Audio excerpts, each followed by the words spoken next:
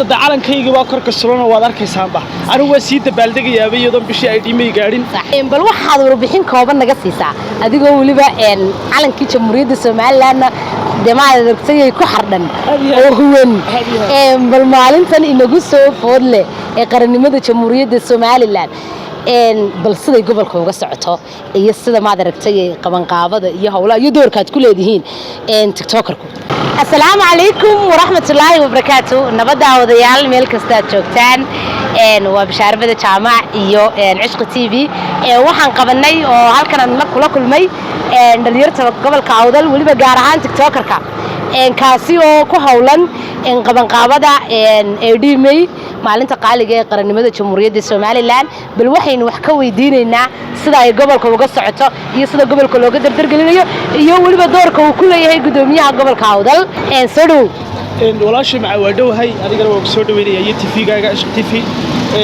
walaashay waa soo dhaweynaya adiga bal waxaad warbixin kooban naga siisaa adigoo waliba calankii jamhuuriyadda Soomaaliland demaadagtay ku xardhan oo huwan bal maalintan inagu soo foodle ee qarannimada jamhuuriyadda Soomaaliland bal siday gobolka uga socoto iyo sida maad aragtay qabanqaabada iyo hawlaha iyo doorkaad ku leedihiin tiktokerku walaashay horta su'aashaad weydiisada kaaga jawaabo maalin xusa oo maalin aad u weynaa oo maalin qarannimo oo cid walba oo gobolka Soomaaliland ku nool amba u dhashay waajibaysa ayaa soo socota oo cid walba oo Soomaaliland kamid ay xusayso mideeda kale gobolka waxa uga socotaa si fiican maalinta xuska ay dhimayga barasaabka gobolka Awdal si fiican buu wadaa waxa leeyahay insha Allah maalinta hal la ogaado hadda calankayga waa kor ka suran waad arkaysaanba anigu waa sii dabaaldegayaba iyadoo bishii ay dhimay gaadhin insha Allah maalintaasina maalin weyn bay tahay in la xusano waajib u tahay aadna waa ku salaamaya walaashay waxa kale ku weydiinayaa